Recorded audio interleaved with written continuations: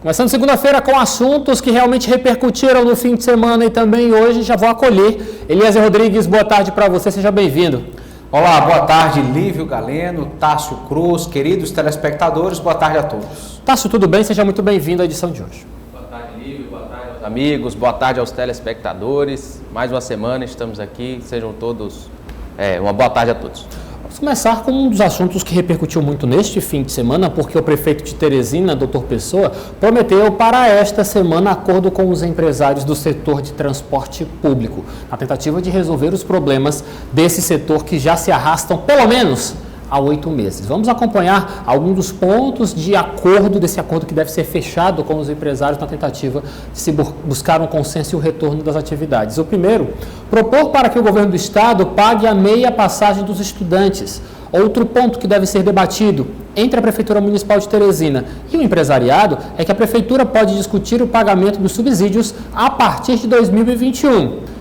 Este ponto já puxa o seguinte, que é valores anteriores referentes às gestões passadas, a Prefeitura quer discutir apenas posteriormente, que é acertar o que está devendo referente a 2021, os valores de 2020 devem ser discutidos em outra oportunidade com os empresários do Setut. E outro quarto ponto que também está sendo bastante tratado é que os empresários possam colocar os seus ônibus nas ruas a partir desta garantia de negociação com a Prefeitura Municipal de Teresina. Tássio Cruz, começo com você. Estamos diante de uma tentativa de se buscar um consenso, o retorno das atividades, mas foi preciso se fazer uma CPI para se pensar na possibilidade de chamar os empresários para se conversar. Ou é isso, sou muito estranho, Tássio? Só depois de uma CPI, depois de 8 meses da população sofrendo, é que se pensa na tentativa de acordo com os empresários?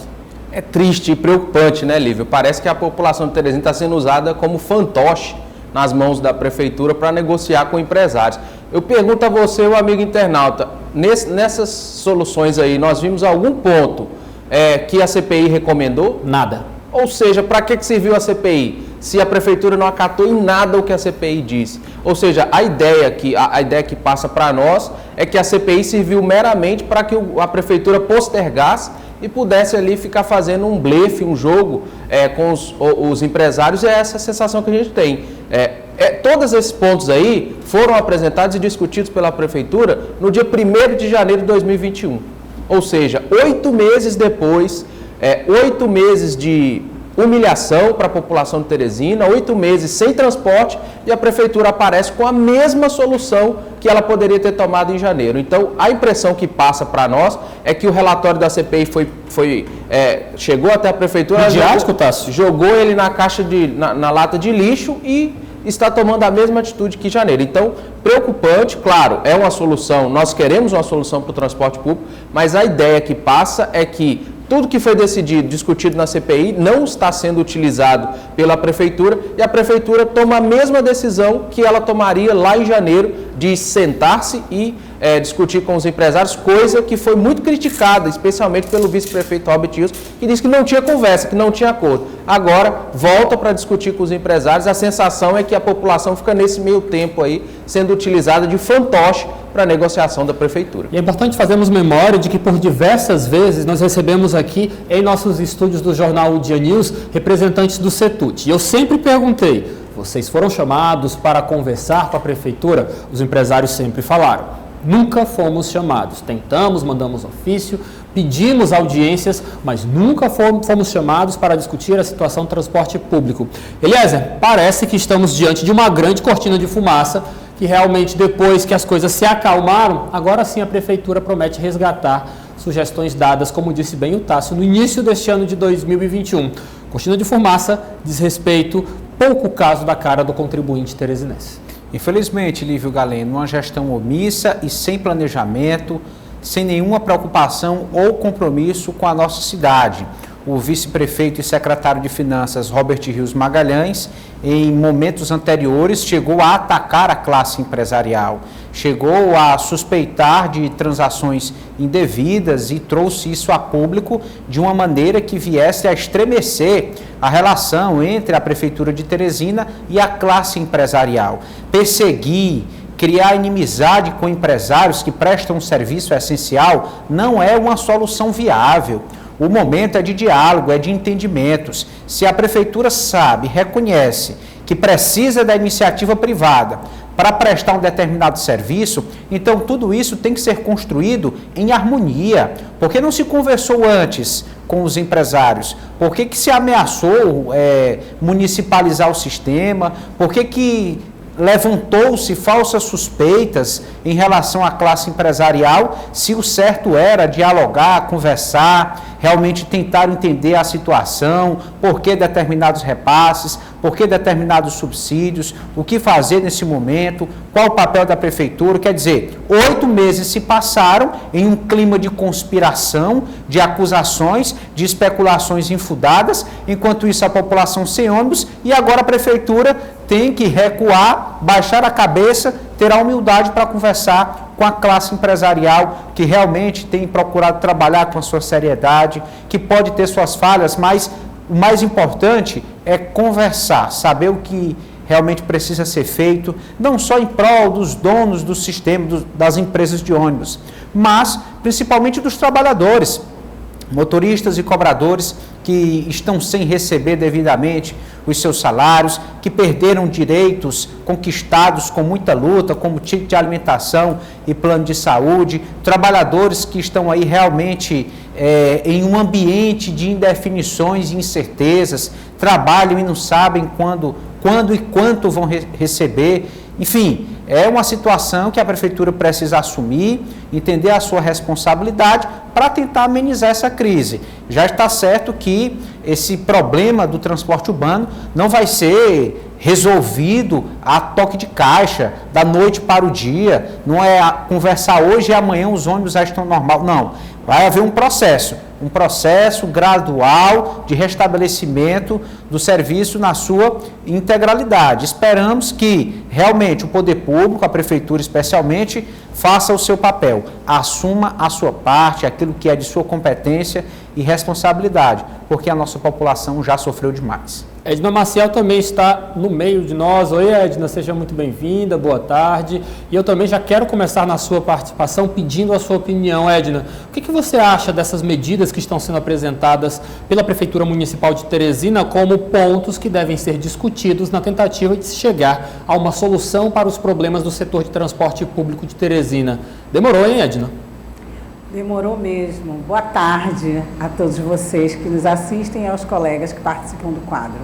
Bem, Lívio, cansativo, né, principalmente para a população, ver esse ir e voltar de decisões em decisões, de planejamentos que não foram feitos e de colocações que nós acompanhamos não só ao longo da CPI, mas ao longo dos anos, discussões, projeções, cálculos. O que mais importa, complementando o que o Eliezer bem disse, é colocar em prática um plano em que a população seja atendida de forma emergencial. Eu vou continuar batendo nessa tecla. Se tem que sentar e conversar, é óbvio, empresários, prefeitura, e todos os entes envolvidos, todos os representantes envolvidos, sem benefícios outros. Se existem acusações, pontos foram colocados que, infelizmente, vieram à tona de forma, às vezes, tão... depois de tanta discussão, de tanto tempo, porque eu me coloco sempre no lugar da população, nós fazemos parte de toda essa sociedade de uma forma bem direta, já passamos por várias fases e etapas. A espera, o cansaço, agora somado ao momento em que vivemos, um momento de pandemia, de temperaturas altas, o sofrimento é muito grande, fora a questão trabalhista, né?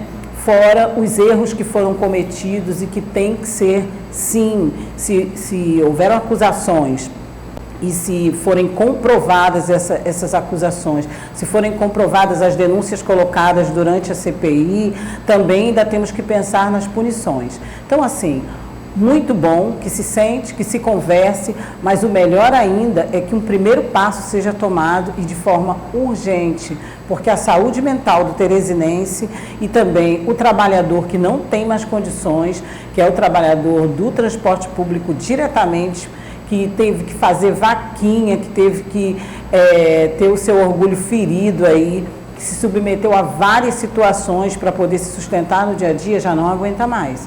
É um problema muito grande, se transformou num problema ainda maior, o problema do transporte público na cidade, e a gente tem que amenizar, pelo menos, tomando uma medida urgente para as pessoas terem o seu direito garantido de ir e vir nessa cidade.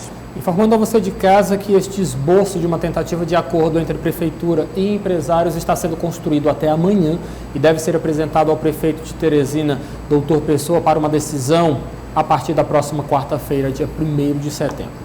Nós vamos acompanhar realmente o que está sendo proposto e, principalmente, se a CPI, que foi amplamente discutida na sociedade teresinense, vai servir para alguma coisa. Observamos o desenrolar de um trabalho muito sério que foi desenvolvido ali pela Câmara Municipal de Teresina, e é claro que fica sempre esse sentimento de que a CPI não possa ter sido em vão. Nós queremos ver na prática a utilização desses dados, desses depoimentos que foram colhidos durante essa comissão parlamentar de inquérito, servindo para alguma coisa. Vamos acompanhar. A expectativa é de que já na quarta-feira nós tenhamos alguma decisão. Se vai municipalizar, se a CPI vai ser realmente considerada, ou se apenas esses pontos de um diálogo que foi iniciado ainda em janeiro, se realmente esses pontos aqui vão ser considerados na tentativa de se chegar a um consenso para uma saída do setor de transporte público que arqueja, como diz o popular, aqui na capital do estado do Piauí. Vamos ao nosso próximo assunto, porque o suplente de vereador de Teresina, Quem, revela para a gente quais as articulações do Democratas de olho em 2022. E olha só, o Quem já até apresenta o nome dele para a composição de chapa majoritária pela oposição ao Palácio de Karnak. Vamos acompanhar. O partido está trabalhando na chapa federal, principalmente federal, que o foco é federal. E também estamos aguardando aí como é que fica a conjuntura política do Estado. E nessa conjuntura nós colocamos o nosso nome à disposição do partido para concorrer ao Senado Federal. Você acha que é o melhor caminho, pessoalmente, para o seu grupo, a sua pré-candidatura ao Senado? Sim, por que não? Nós já fomos candidatos a senador e obtivemos 23 mil votos. Então, num partido que não tínhamos tempo de televisão, não tínhamos uma estrutura, e agora dentro do Democratas com tempo de televisão, com estrutura. E o partido ele tem que também marcar presença na chapa majoritária. Então nosso nome está posto para senador com foco na chapa de federal. Pela oposição? Oposição, sim. Nós estamos, no momento, nós somos oposição, fomos oposição e continuaremos oposição. A verdadeira oposição do Piauí. A única que nunca exerceu nenhum cargo no governo do PT. Eliezer Rodrigues, Quem disposto. Sim, Quem, desde o seu destaque no ano de 2004, na disputa pela Prefeitura de Teresina, quando ficou ali na terceira colocação, nunca deixou de disputar eleições, de estar ativo no cenário político local e agora deve repetir essa experiência de disputar uma cadeira no Senado da República, aqui pelo nosso estado. Muito motivado, acredita realmente que tem chances, que tem boas expectativas, que pode ser favorecido nesse processo e que o Democratas é um partido realmente sugestivo, um partido que está na oposição, nunca ocupou o cargo, aliado ao Partido dos Trabalhadores, tem alguns expoentes importantes, como o prefeito de Parnaíba, Mão Santa, e pode figurar bem no campo da oposição a nível estadual. Vamos saber se realmente esse espaço será garantido ao Quem como pré-candidato, se ele vai realmente ter essa autorização, essa liberdade, esse apoio do partido para tentar uma disputa para o Senado que não será fácil. Lembramos aqui que um dos pré-candidatos ao Senado, essa única vaga que será aberta próximo ano, é o governador do estado, Wellington Dias, que é já tido como favorito nesse processo, pela estrutura, pelo capital político, pela experiência que tem nesse tipo de embate. Enfim, realmente é alguém que precisa ser considerado. O partido em si, assim como outras siglas, entra nessa disputa bastante motivado. Vamos saber, 2022 dirá o que será do Democratas, do pré-candidato Quem. Eliezer, mas é interessante também observarmos que esta vaga pretendida por Quem, é claro, apenas desejada, realmente seria, num primeiro momento, de certa forma, ofertada ao PSDB com uma apresentação, de certa forma até antecipada, de Kleber Montezuma, que já disse que está disposto a colocar o seu nome na disputa pelo no caso, o Senado. Seria interessante realmente observarmos como é que está o moral do Democratas, visto que essa vaga para Kleber Montezuma e olhando o desempenho que Kleber teve recentemente e o desempenho de quem, de certa forma, Kleber Montezuma é um candidato mais competitivo. O Democratas vai ter que brigar muito para ter um espaço de respeito nessa chapa. Com certeza, Lívio. Se esses dois nomes forem colocados realmente ali em discussão na ala de oposição para saber quem deve ocupar esta posição de disputa pelo Senado, o professor Kleber Montezuma tem aí uma ampla vantagem, né, pelo resultado que teve na eleição do ano passado, pela imagem associada aí ao grupo do ex-prefeito Firmino Filho. Realmente é um candidato de maior probabilidade, né, de aceitação neste caso. E como só há uma vaga, um outro nome que venha a tentar disputar esse mesmo espaço perde apoio. Naturalmente não tem adesão, naturalmente sai em desvantagem nessa disputa.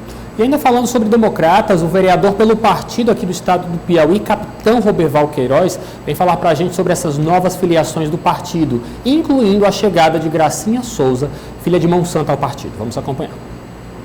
Hoje a nossa amiga Democratas, ela é uma grande líder naquela região de Parnaíba, né? E tem outro líder, um grande líder, o Monsanto, né?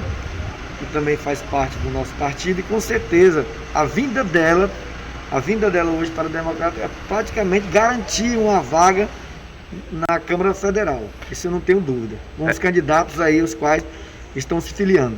Como é que você avalia esses nomes que já foram apresentados? A gente falava aqui sobre vários nomes, né, que já fazem essa composição da chapa federal do Democratas. Como é que você avalia os nomes que já estão colocados para a federal? Ótimos candidatos. Estamos convidando também o Major Diego, da Associação da MEP, Associação dos Oficiais, também é um grande líder aqui junto aos militares, e também a credibilidade com o povo teresinense, que a votação dele, o qual vocês já conhecem. Então, com a vinda esses líderes que já existem, que já estão filiados, compromissados com a campanha de 2022, não tenho dúvida de que o Democrata terá um deputado federal.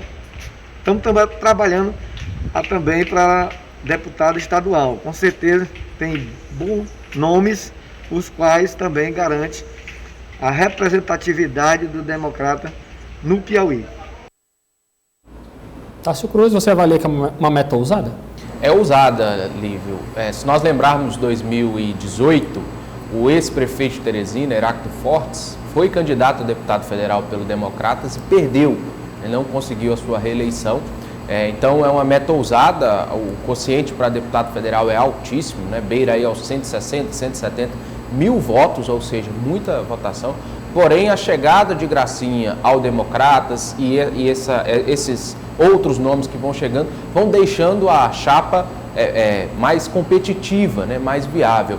O que se sabe de fato é que o Democratas, assim como outros partidos de oposição, devem fazer uma estratégia para tentar beliscar uma vaga entre os 10 deputados federais, fato que perdeu em 2018. Então vale destacar também que o Democratas aqui em Teresina, principalmente, teve uma estratégia muito bem sucedida. Verdade. O vereador Capitão Roberval e o vereador Marquinhos Costa, que inclusive já foi até expulso do partido, foram eleitos com a margem de votação muito baixa, ou seja, foram os dois eleitos com menor votação, porque foi bem feita a estratégia para o partido que quer repetir, o presidente Rony quer repetir no âmbito estadual e federal essa estratégia. Vale lembrar que é um dos maiores partidos do Brasil, com mais cadeiras na Câmara Federal, mas a meta é ousada, é difícil. Vamos observar como é que se articula nos bastidores o Democratas, também com a chegada de Gracinha Moraes Souza, também de Major Diego e de outros nomes que podem tornar essa chapa mais competitiva.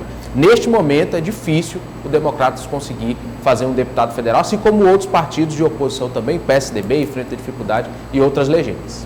Edna Maciel, e a chegada de uma mulher para um pleito que realmente é inédito, porque essas novas regras ainda nem se sabem quais são as regras que vão valer para 2022, mas mais uma vez estamos observando este favorecimento, esta busca pelo perfil feminino que tanto interessa, hein, Edna? Como sempre eu digo aqui, não queremos ser só cota, né? Claro. As mulheres têm que ter representatividade. Gracinha tem aí a sua história, além da sua família, ainda também faz um papel como gestora, bem conhecida lá na região, né? Tem mais de uma secretaria em que seu nome foi colocado à prova e desenvolve um trabalho.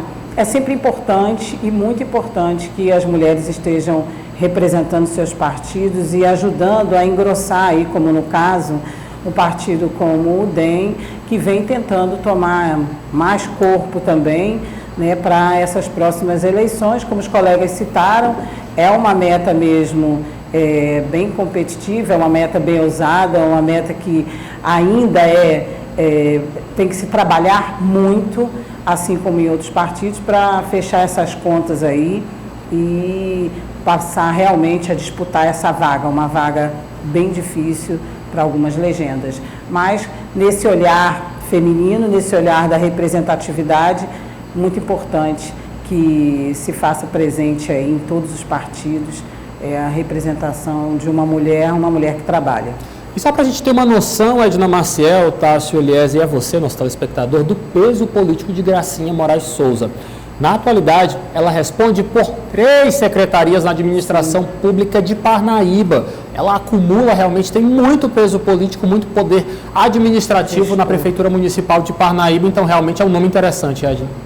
Sim, é como eu falei, né? Ela tem realmente já essa experiência como gestora e, no caso, aí acumulando, inclusive, em secretarias importantes. E ainda conta com o apoio de Monsanto, que é um político importante, ainda é um político importante. Isso, como você tem no início, a família, né? O nome da família como políticos atuantes. Ainda falando de mulheres na política, a superintendente de parcerias público-privadas aqui do estado do Piauí, Viviane Moura, revela que candidatura para 2022 já está sendo dada como um assunto irreversível.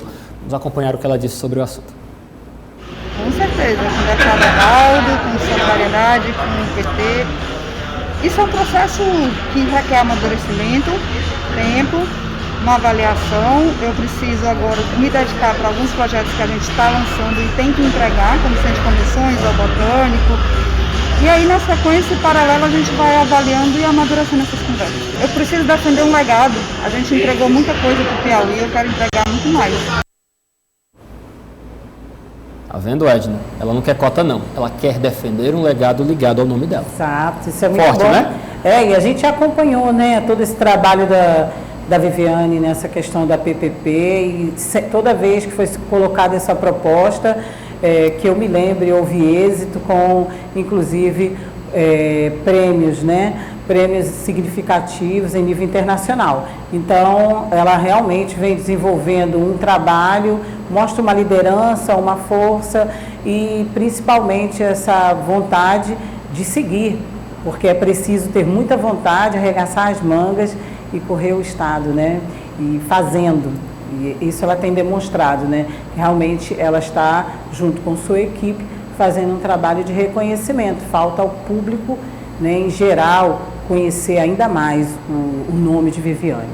Tássio, tem algumas mulheres que realmente nós observamos na prática que simplesmente não são apenas cota.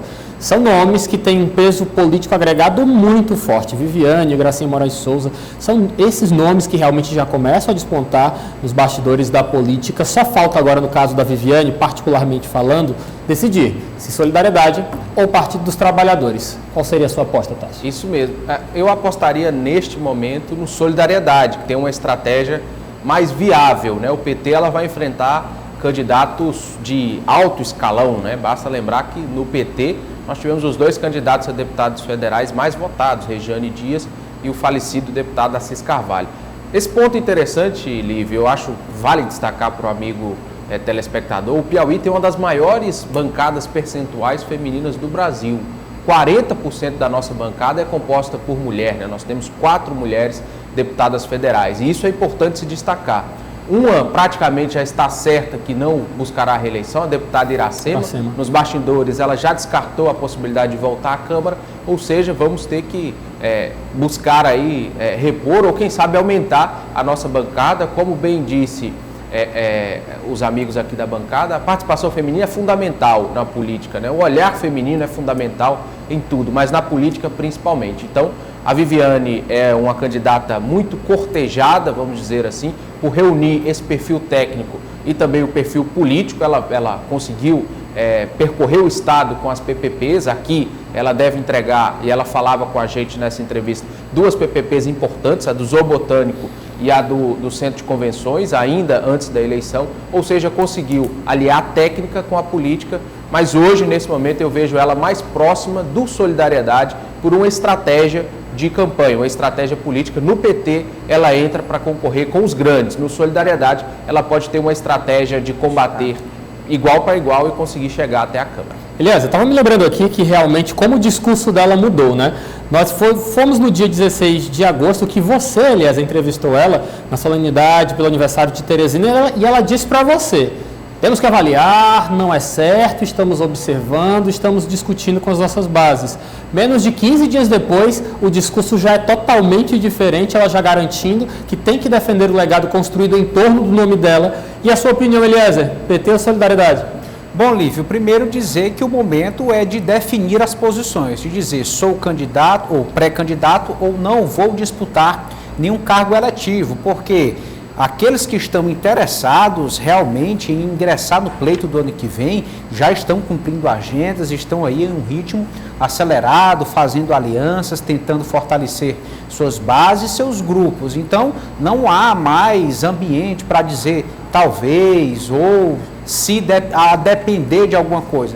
Pelo contrário, é hora de apresentar as definições, até a própria sociedade quer saber, para avaliar, para acompanhar, para pesquisar o histórico de cada pré-candidato, saber qual identifica melhor as suas ideologias ou demandas.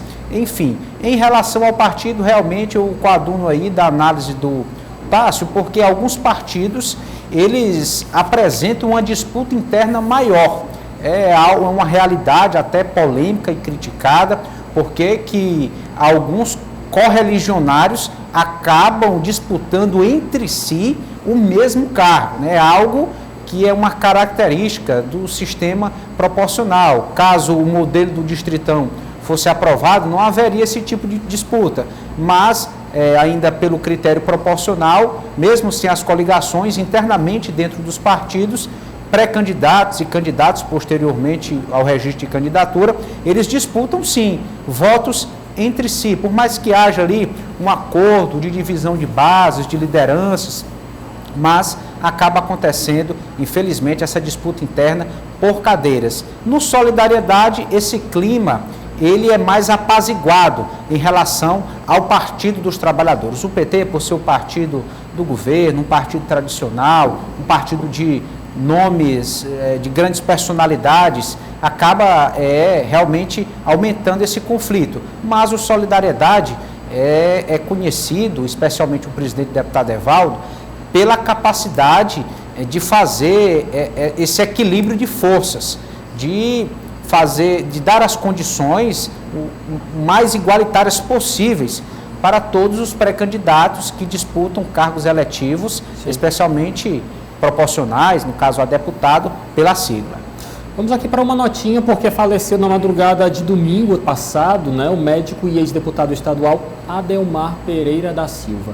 Ele estava internado em um hospital particular aqui de Teresina. Ele era também ex-prefeito de Floriano e morreu aos 79 anos, vítima de falência múltipla dos órgãos. Adelmar foi prefeito, como eu disse, de Floriano por 6 anos, entre 1977 e 1983, e foi eleito deputado estadual pelo PDS em 1986, com uma votação histórica na cidade. O prefeito de Floriano, atual prefeito, Joel Rodrigues, do Progressistas, decretou luto oficial por 3 dias.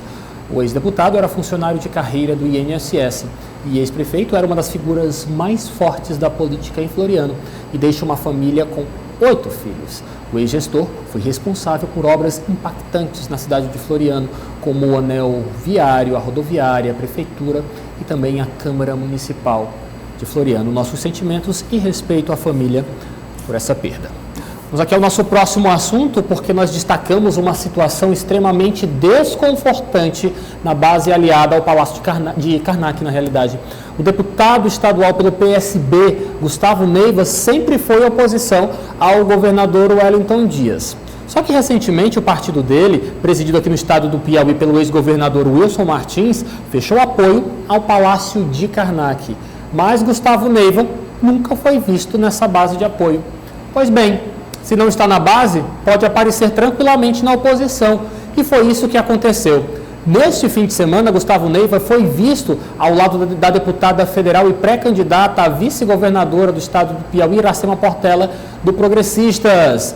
Eliezer Rodrigues, começo com você. Esta proximidade, de certa forma, é natural, visto que Gustavo Neiva nunca se sentiu à vontade. Por mais que não declarasse e fugisse da imprensa para fazer essa declaração, ele nunca se sentiu à vontade na base de apoio ao governo do estado, né, Eliezer? Verdade, Lívio. O PSB, enquanto esteve do lado da oposição, preservou alguns dos seus expoentes que acabaram não se expondo tanto, não militando tanto no campo da oposição. O que não aconteceu com o deputado Gustavo Neiva, que estava como líder da oposição na Assembleia Legislativa. Alguém que assumiu um discurso forte, um discurso combativo e que, diante dessa situação, fica difícil de se apresentar à sociedade e à imprensa.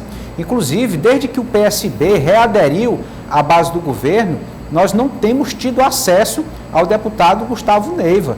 Inclusive, se ele estiver nos ouvindo agora, quero dizer aqui que estamos com saudade de conversar com o deputado, que ele nos atenda, que ele apareça ali junto à imprensa na Assembleia Legislativa, que dê algumas declarações de como tem se sentido, de que caminhos deve percorrer a partir de então. O que realmente podemos constatar nessas fotos, Lívio, é alguém muito à vontade, ao lado da deputada Iracema, uma das principais líderes da oposição nesse momento. Não vemos aí imagens despropositais, não percebemos nenhum tipo de desconforto, pelo contrário, o deputado Gustavo parece muito à vontade nesse campo. Seria até mais coerente da parte dele, seria mais viável de se manter o discurso que ele vinha assumindo há anos como opositor ao governador Wellington Dias, à gestão atual do Palácio de Karnak. Mas, enfim, falta aí uma declaração tão esperada por parte do deputado. Coerência política de Maciel seria muito estranho e, de certa forma, poderia até afastar as bases de Gustavo Neiva se de uma hora para outra ele aparecesse do palanque de Wellington Dias. Eu acredito que realmente ele está correto, é uma posição totalmente viável que pode garantir a sobrevivência político-partidária, não político-partidária, mas política de Gustavo Neiva, que sempre fez duras críticas ao governo Wellington Dias. Pois é mais confortável, né, agora. E menos coerente, né? Porque historicamente nós vimos aí, o Eliezer fez aí um retornozinho para a gente, e infelizmente, eu digo, a política tem dessas conveniências e inconveniências. Verdade. Então, de repente, o político, como é o caso, até tem que ficar do lado, entre aspas, do opositor, mas não pode se mostrar tanto, não pode fazer declarações, não se sente à vontade, é só por uma questão de momento.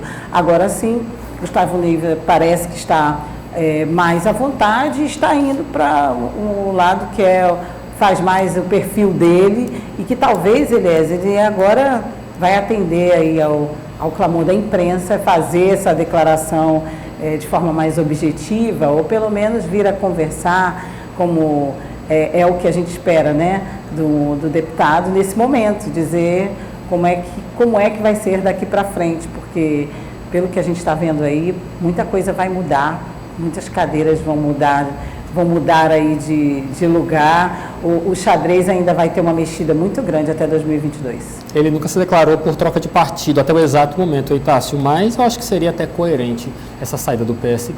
É curioso, né, como a política muda rápido, né, Lívio? Eu me lembro, no mandato anterior, o PSB tinham 3 deputados, né, Rubem Martins, Wilson Brandão e o próprio Gustavo Neiva, né?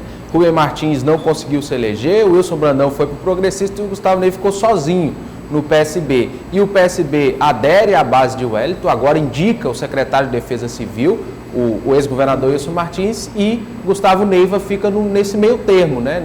No meio do caminho.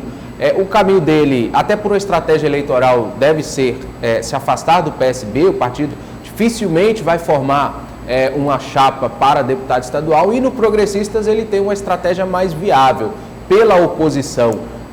Curiosamente, o pai de Gustavo Neiva, Avelino Neiva, ocupava cargos no governo federal, indicações no governo federal, me lembro da Codevasf, e neste governo perdeu um pouco de espaço, justamente com o senador Ciro Nogueira sendo articulador. Mas acho que o caminho natural de Gustavo Neiva deve ser o Progressistas, o maior caminho, o maior partido da oposição, mas acho interessante a gente ver esse caminho, esse conceito de mudança rápida, O líder de oposição, que como disse o Eliezer, ele era, agora fica sem espaço, no PSB, que aderiu à base de Wellington Dias. E em política, outra máxima que é infalível: ninguém agrada a dois senhores. Então acho que Gustavo Neiva deve sim buscar o caminho do Progressistas, até por uma estratégia de sobrevivência política. Aí talvez, Eliezer, ele queira se manifestar, porque realmente na situação em que ele está neste exato momento é muito desconfortante. Porque imagina só, nós queremos conversar com ele há muito tempo e realmente ele não tem falado com ninguém da imprensa.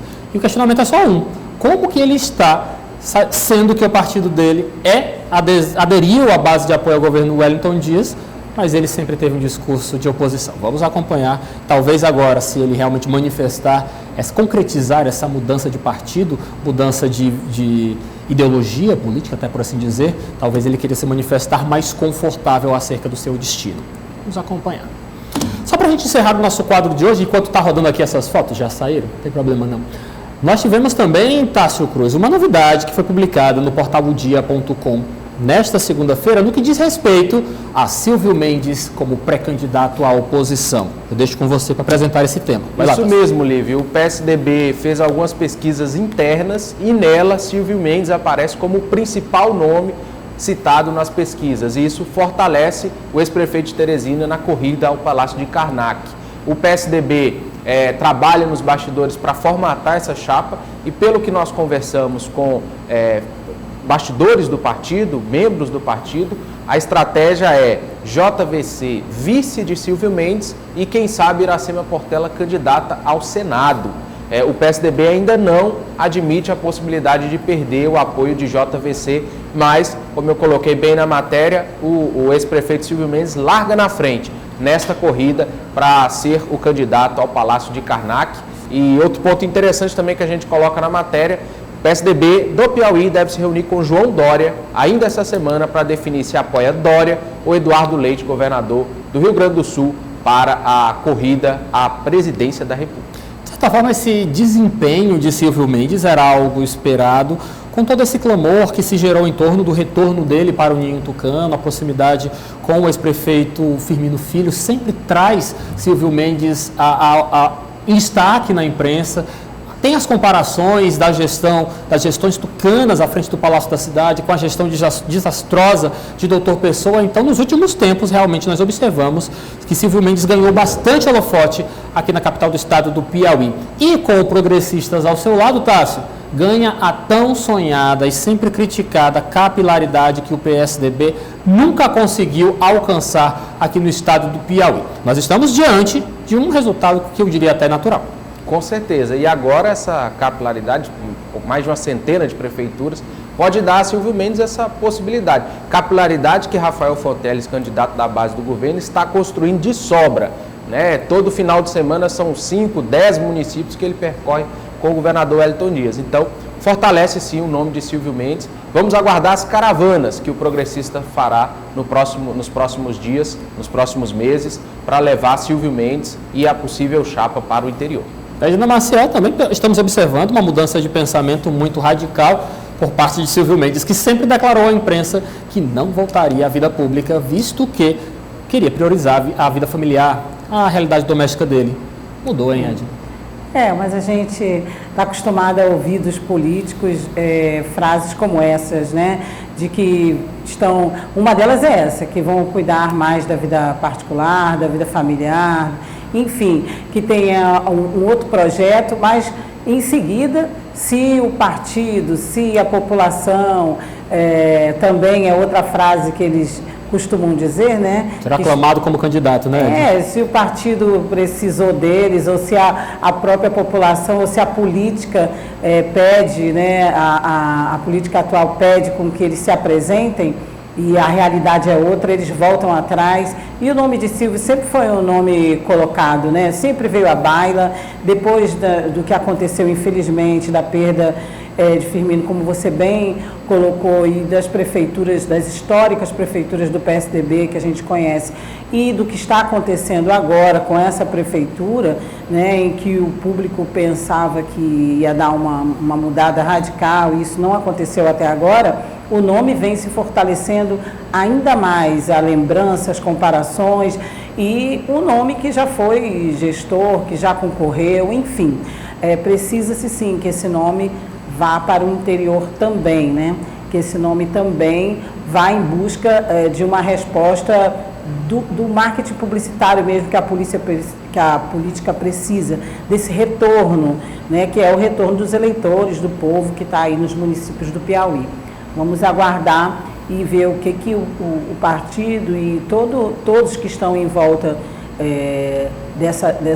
desse nome que se transforma cada vez mais forte, vão fazer. Vamos aguardar aí essa caminhada pelo Estado.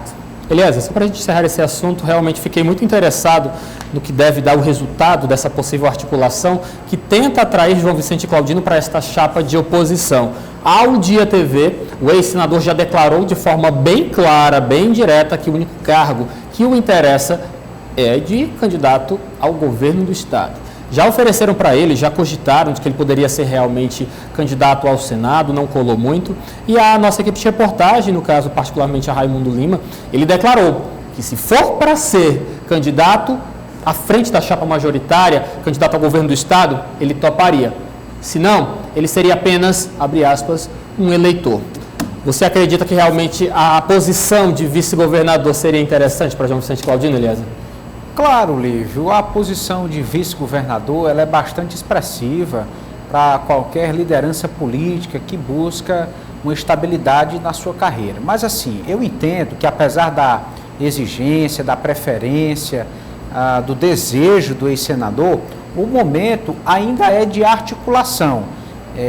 Muitas vezes você pede 100 para ver se ganha 50. Então essa pode ser a estratégia, não é? O mais importante, vejo, é que um político do patamar do ex-senador participe ativamente do processo, que ele seja candidato, que ele tenha ali uma das 3 oportunidades da composição majoritária e que realmente venha a contribuir, a participar, porque é alguém que faz muita diferença no processo. Tássio, não sei você, só para a gente encerrar de fato esse assunto, não sei você, mas o sentimento que eu tenho é que em uma possível eleição da chapa de oposição ao Palácio de Karnak, o cargo de vice-governador é interessante, porque nós observamos, vamos falar sério, nós observamos aqui nos bastidores o interesse de Silvio Mendes pela Prefeitura de Teresina. Vamos aqui puxar na memória, né, Lívio? Os ex-vice-governadores, Margarete Coelho, hoje na Câmara Federal, Wilson Martins governou o Estado, Zé Filho governou o Estado com a saída também. Ou seja, é um cargo que traz consigo muitas responsabilidades e também benefícios, né? Não é um cargo importantíssimo. Agora, não sabemos como essa composição vai ser feita. Uma informação de bastidor curiosa. Você se lembra, Lívia, aquela reunião que teve entre Silvio e Margarete? A informação é que o ex-senador João Vicente foi convidado para essa reunião na casa do ex-prefeito Silvio Mendes, mas não compareceu. Aí já teria sido o início dessa insatisfação. Mas é um cargo importantíssimo que pode ser o reinício, né, o recomeço da vida política de João Vicente, do PTB aqui no Estado. Após deixar o Senado, ele nunca mais ocupou um cargo eletivo. Pode ser um reinício, um recomeço do PTB no Estado e também do ex-senador João Vicente. Estão ficando interessantes essas eleições, hein? Vamos acompanhar. Claro que você de casa sabe que todos os detalhes, as articulações, que nós temos conhecimento, a gente publica para você aqui no quadro Política do Dia. Edna Maciel, aquele abraço para você, uma excelente semana. Fica muito bem de azul, viu? Muito obrigada. É a cor que a minha mãe Marília ama. Olha só.